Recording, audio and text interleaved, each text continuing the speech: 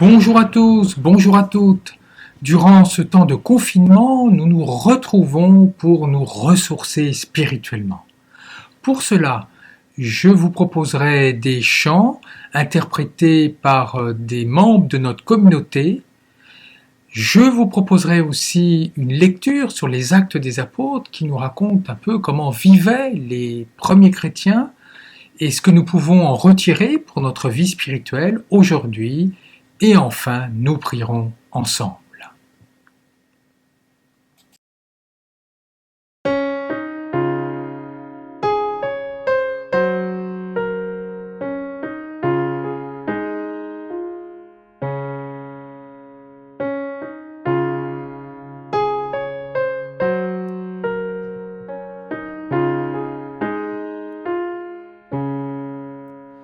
J'ai soif de ta présence, divin chef de ma foi, dans ma faiblesse immense, que ferais-je sans toi? Chaque jour, à chaque heure, oh, j'ai besoin de toi. Viens Jésus et demeure auprès de moi.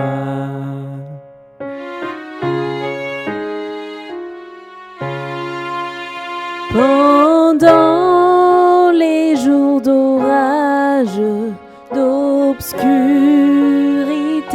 d'effroi, quand faiblit mon courage, que ferais-je sans toi?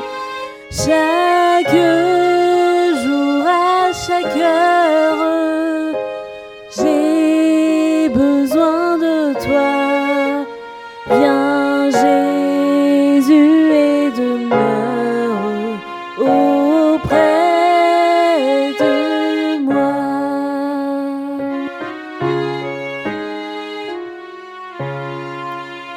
Oh Jésus, ta présence, c'est la vie et la paix dans la souffrance et la vie à jamais. Chaque jour, à chaque heure, oh, j'ai besoin de toi.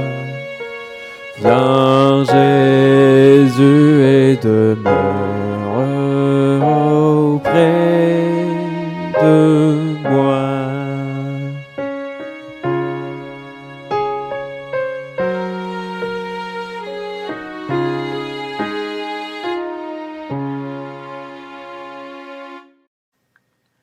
Nous allons lire un passage tiré des Actes des Apôtres. Le contexte est le suivant, le Christ est monté, d'abord est ressuscité, il a rejoint son Père par la suite et a donné son esprit, l'Esprit Saint, à ses disciples. Pierre, l'un d'entre eux, proclame publiquement la bonne nouvelle du Christ ressuscité, des conversions ont lieu, des auditeurs rejoignent la communauté chrétienne, et on peut dire que la première communauté est constituée. Et Luc, dans ce passage, va nous décrire un résumé, va faire un résumé de ce que vivaient les premiers chrétiens. Les frères et les sœurs étaient assidus à l'enseignement des apôtres et à la communion fraternelle, à la fraction du pain et aux prières. La crainte de Dieu était dans tous les cœurs à la vue des nombreux prodiges et signes accomplis par les apôtres. Tous les croyants vivaient ensemble et ils avaient tout en commun. Ils vendaient leurs biens et leurs possessions et ils en partageaient le produit entre tous en fonction des besoins de chacun. Chaque jour, d'un même cœur, ils fréquentaient assidûment le temple Ils rompaient le pain dans les maisons. Ils prenaient leur repas avec allégresse et simplicité de cœur. Ils louaient Dieu et avaient la faveur du peuple tout entier. Chaque jour, le Seigneur leur adjoignait ceux qui allaient être sauvés. Dans ce passage, vraiment, on nous décrit une communauté absolument merveilleuse où tout a l'air pour le mieux dans le meilleur des mondes possibles. En fait, Luc va nous dire que c'est pas si simple que ça, c'était pas si merveilleux que ça. Par la suite, il va raconter vraiment un très gros problème dans le partage des biens.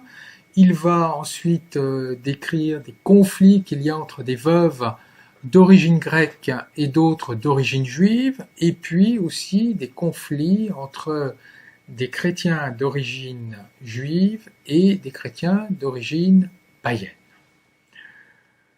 En fait, Luc dresse un portrait idéal de la première communauté. Il ne ment pas, c'est un idéal. C'est un peu comme une maman qui montre une photo de son bébé, de son enfant, tout sourire. Bien sûr qu'il y a des moments où son bébé, son enfant, pique des crises de colère et puis pleure. Mais elle ne va pas montrer son enfant en photo sous cet aspect-là. Elle le montre sous son meilleur jour, en quelque sorte. Eh bien, là, c'est exactement ce que fait Luc. Il montre l'Église sous son meilleur jour. C'est un idéal à suivre. Et le mot qui résume tout cela, c'est communion. Alors d'abord, la communion a plusieurs aspects. Communion, c'est ce qui est commun, koinonia dans la langue biblique, ce qui est commun. Et ce qui est commun, c'est pas simplement des belles paroles, mais vraiment le matériel. Luc nous rapporte que les premiers disciples du Christ, ceux qui croyaient, c'est-à-dire ceux qui mettent leur confiance dans le Christ, partageaient tous leurs biens au profit des membres de la communauté. Certainement, c'est même pas certainement, c'est sûr, Luc est là encore dans l'exagération. Parce que de toute façon, juste après, Pierre, quand il s'adresse à Ananias, au chapitre 5, lui dit qu'il n'était pas dans l'obligation de partager tous ses biens, qu'il pouvait en garder une partie pour lui. Donc là, toujours pareil, on est dans l'idéal. Mais c'est un idéal qui était partagé déjà par des philosophes grecs de l'époque, qui au nom de l'amitié mettaient tout en commun. C'était un idéal qui était partagé par certains juifs, notamment les Esséniens, qui vivaient en communauté, partageaient leurs biens, et c'est aussi un idéal qui sera repris par les premiers moines chrétiens de l'Antiquité en Égypte, qui abandonnaient tous leurs biens et vivaient en communauté. Alors qu'est-ce que nous pourrions dire de cela ? C'est un idéal, mais ça ne me concerne pas en quelque sorte. Et puis mettre ce texte de côté. Non, pas du tout. Dans la langue biblique, il y a deux manières d'exprimer les choses au passé. Des choses qui sont ponctuelles, qui arrivent à un moment et qui ne se reproduiront plus, et puis des choses qui sont amenées à durer. Et là, Luc emploie l'imparfait, un temps qui dit que c'est quelque chose, ce partage, cette communion est appelée à durer. C'est pas quelque chose de ponctuel. Donc nous, qu'est-ce que nous pouvons retenir ? Je crois qu'il y a une expression qui est très importante, c'est que chacun avait selon ses besoins. C'est-à-dire que dans la première communauté, il y avait le souci des plus fragiles, des plus faibles. Alors aujourd'hui, fort heureusement, l'État prend en partie, mais malheureusement pas totalement, les hommes et les femmes qui sont victimes d'accidents de la vie. Mais nous pouvons voir que dans nos communautés, il y a encore des situations économiques absolument dramatiques. Et puis, il n'y a pas simplement que la pauvreté économique, il y a aussi une pauvreté affective de certains qui souffrent de la solitude. Et ce que nous dit Luc, c'est vraiment d'avoir de la vigilance, d'être soucieux de celles et ceux, membres de nos communautés, qui souffrent économiquement ou qui souffrent de la solitude. Et combien je me réjouis que dans notre Église, à certains moments, certains qui traversent des périodes difficiles sous le plan économique, grâce à la générosité de certaines et certains d'entre nous, ont pu être aidés. Combien je me réjouis que celles et ceux qui souffrent de la solitude reçoivent des gestes d'amitié de certains de nos membres, que ce soit par des visites, que ce soit maintenant, aujourd'hui, pendant le confinement, par des coups de téléphone. Je pense qu'après le confinement, nous serons appelés vraiment à intensifier cette communion, cette solidarité. Donc la communion, c'est la solidarité, on dit, qui se vit au plan matériel. Mais ce n'est pas que cela. Il y a un aspect spirituel dans la communion.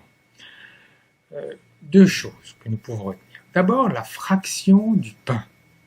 Les premiers chrétiens rompent le pain. C'est un rite qui a été pris, que Jésus a pris du judaïsme, pendant lequel le père de famille rompait le pain et le partageait à tous les convives. Pour Paul, elle manifeste le fait que nous constituons, nous tous, un seul corps. Les membres de l'Église constituent un seul corps. En fait, le pain manifeste le Christ et il est partagé entre les différents membres. Mais chacun, en quelque sorte, constitue le Christ, le corps mystique du Christ. Et le Christ constitue la tête de ce corps. Bon, ça c'est pour l'aspect, j'allais dire, le plus mystique. Mais il y a un aspect très concret dans la communion, dans la fraction du pain, dans l'Eucharistie. C'est que dans la communauté de Jérusalem, ça ne se passe pas dans des églises, il n'y en a pas. Ça se passe dans les maisons des membres. C'est-à-dire vraiment dans le lieu le plus intime, dans l'intimité de ce qui constituait chacun, c'est-à-dire son chez lui. Et puis, il y a aussi des repas pris dans la joie et la simplicité. Certainement, ces repas constituent le prolongement de la scène ou de l'Eucharistie. Paul nous dit effectivement qu'après la scène, eh bien les chrétiens partageaient le repas. Donc cette communion spirituelle, vécue dans le sacrement, dans le partage du pain, dans la fraction du pain, est vécue de manière très concrète dans la communion fraternelle, chez les uns, chez les autres, et aussi en partageant un repas. Il y a un deuxième aspect, c'est que les chrétiens partagent des prières, mais pas n'importe quelle prière, des prières de louange. Dans la louange, on est joyeux, on est dans l'admiration, on admire Dieu, on est émerveillé devant Dieu, comme une maman qui est émerveillée devant son bébé, comme un amoureux émerveillé devant son amoureuse ou l'amoureuse devant son amoureux. C'est cela. La prière, en fait, ce n'est pas que des demandes dans la tristesse, dans le besoin, c'est cela aussi. Mais c'est aussi la joie, la louange, l'émerveillement. Il y a un troisième aspect que je n'aborderai pas, qui est le fait que les premiers chrétiens sont assidus à l'enseignement des apôtres, c'est-à-dire qu'ils se forment. Il y a un aspect très important dans la vie spirituelle, la formation, le partage de la formation. Alors pour nous, qu'est-ce que nous pouvons retenir aujourd'hui ? Il y a un premier aspect, le fait que les premiers chrétiens se réunissaient les uns chez les autres. On appelle cela des groupes de maison, on dirait aujourd'hui. Je crois que pour celles et ceux qui le désirent d'entre nous, ceux qui le souhaitent, après le confinement, nous, pour intensifier notre vie spirituelle, nous inviter les uns chez les autres pour partager des moments de convivialité, mais aussi de communion spirituelle, de prière, pour ceux qui le désirent seulement. Mais c'est quelque chose que nous pourrons faire pour intensifier notre vie spirituelle. Et puis, il y a un deuxième aspect, c'est l'aspect de la joie. Les premiers chrétiens sont dans la joie pendant les repas, joie pendant la prière. La joie est intimement liée à la gratitude. Déjà, pendant le confinement, nous pouvons, même si c'est une période difficile, être dans la gratitude, être dans la joie. Vraiment, c'est un exercice que je vous invite à faire. C'est chaque soir, avant de nous endormir, de noter sur un carnet ou même simplement mentalement 3 choses bonnes qui nous sont arrivées. Et il y en a forcément dans une journée. Forcément, il y a 3 choses bonnes dans la journée qui nous sont arrivées. Les noter ou simplement les énumérer mentalement et en remercier Dieu. Être dans la gratitude. Et ce moment peut être vraiment une véritable prière. Et je crois qu'aussi, après le déconfinement, nous serons appelés à intensifier cette joie, cette gratitude, et je vous ferai des propositions très concrètes. En tout cas, la communion, c'est aussi se manifeste dans les liens spirituels. Je terminerai très rapidement sur l'ouverture. J'évoquerai 2 idées. Les chrétiens, les premiers chrétiens, ne sont pas simplement qu'entre eux et en dehors de la société, pas du tout. Les premiers chrétiens, qui sont tous juifs, participent à la vie du temple, qui est vraiment un lieu spirituel, mais aussi social, où l'on se retrouve. C'est-à-dire, d'un côté, les premiers chrétiens participent à la vie de la société, notamment en allant au temple, mais aussi, parallèlement à cette vie de la société, ça ne les empêche pas de se retrouver dans leur maison pour vivre leur vie spirituelle de manière communautaire. Donc il y a les 2 aspects. Un chrétien, aujourd'hui, est ancré dans la société. Il peut l'être selon ses envies, selon sa sensibilité, d'un point de vue, soit engagé dans une association, dans un syndicat, dans un parti. En tout cas, il peut être engagé dans la société, mais parallèlement, cela n'empêche pas, bien sûr, de vivre pleinement sa vie spirituelle dans l'Église. Et puis notons une deuxième idée dans l'ouverture, c'est l'accueil favorable qui est reçu des premiers chrétiens par les membres du peuple. Pourquoi cet accueil favorable ? Parce que le fait de voir des hommes et des femmes vivre vraiment dans la communion fraternelle, dans la solidarité, dans le partage spirituel, cela suscite l'admiration. Cela suscite même, on nous dit la crainte, pas la crainte, la peur, mais vraiment on sent qu'il y a quelque chose de Dieu qui se passe là-dedans, quelque chose de divin. Et certains même rejoignent la communauté, et ça c'est le Seigneur qui en est à l'origine. En tout cas, pour nous, ce que nous pouvons retenir, c'est que notre part à nous dans l'Église, c'est de vivre intensément la vie communautaire. Le Seigneur fera le reste, mais notre part, nous, c'est de vivre cette communion fraternelle. Donc, la communion fraternelle chez les chrétiens n'exclut pas le lien social. Elle a des conséquences quant au témoignage. Pour conclure, alors il y aurait eu d'autres choses que j'aurais pu aborder. Vous pourriez me dire, mais est-ce que la solidarité, là, c'est simplement entre chrétiens ? Alors là, effectivement, dans ce passage, c'est simplement entre chrétiens. Mais Luc, dans un autre passage, dans son évangile, nous rapporte que le Christ, notamment dans cette magnifique parabole du bon samaritain, appelle à la solidarité à l'extérieur de la communauté. En tout cas, la communion fraternelle, c'est d'abord une solidarité matérielle entre les chrétiens. D'autre part, ce sont des liens spirituels, notamment par le partage de la scène, par des liens de prière.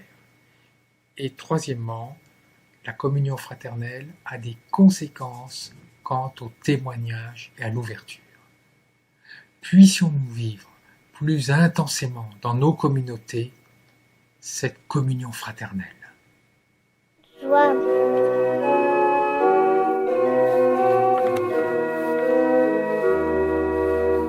Joie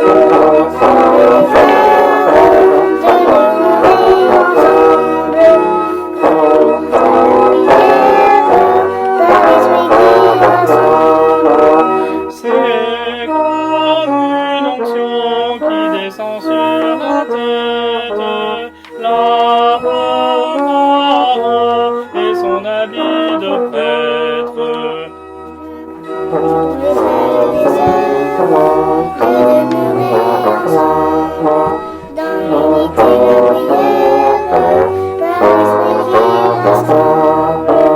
C'est comme l'amour que baigne la rosée, l'amour de Sion, buvant la fraîche ondée.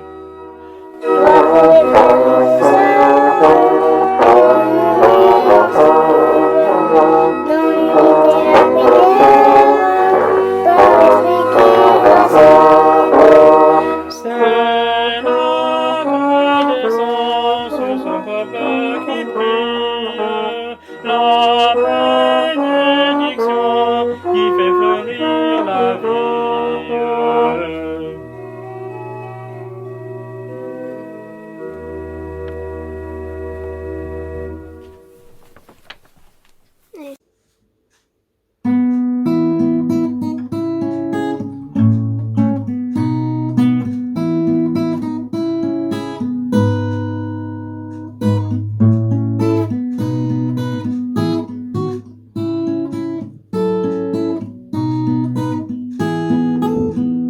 C'est vers toi que je me tourne, je veux marcher dans tes voies. J'élève mes mains pour te rencontrer, mon cœur désire te chanter. Pour bénir et célébrer ton saint nom, car tu es fidèle et bon. Seigneur, ô Seigneur, je veux te donner. Seigneur, ô Seigneur, ma vie à jamais. Mes yeux contemplent ta gloire, ta vie ranime ma foi. Ta paix et ta joie inondent mon cœur, toi seul fais tout mon bonheur. Je veux proclamer que tu es celui qui chaque jour nous bénit. Seigneur, ô Seigneur, je veux partager. Seigneur, ô Seigneur, ton éternité. Je vous invite à la prière. Ensemble, laissons monter vers Dieu les besoins de nos sœurs et de nos frères dans la crise mondiale actuelle. Tous les croyants vivaient ensemble et ils avaient tout en commun. En ce moment, la crise sanitaire, source de toutes les autres crises, perturbe la vie des hommes. Que cette belle image du début de l'Église apporte l'espérance à chaque croyant vivant à l'ère du coronavirus. Seigneur, nous te prions. Nous terminons avec cette belle prière de Friedrich Christoph Oettinger. Seigneur, donne-moi du courage pour changer les choses qui peuvent être changées. Donne-moi la patience pour supporter les choses que je ne peux pas changer. Donne-moi la sagesse pour distinguer les unes des autres. Amen. Belle semaine à toutes et à tous.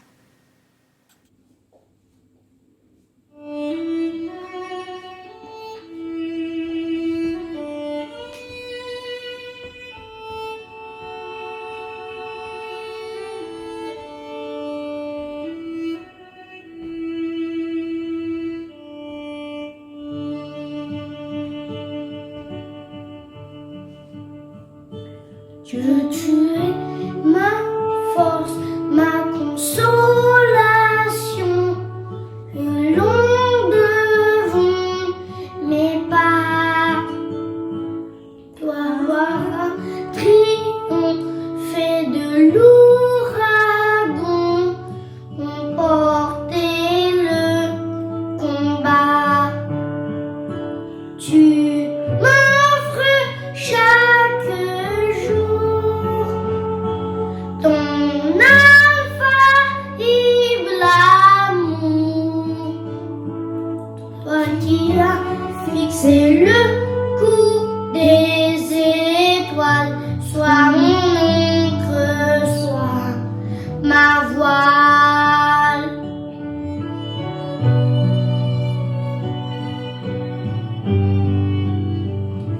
Dieu, tu es ma force, ma consolation, une longue devant mes pas.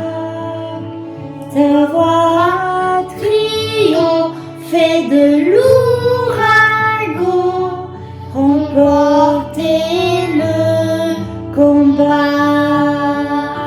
Tu m'offres chaque jour ton infaillible amour. Toi qui as fixé le cours des étoiles, sois mon encre, sois ma voile.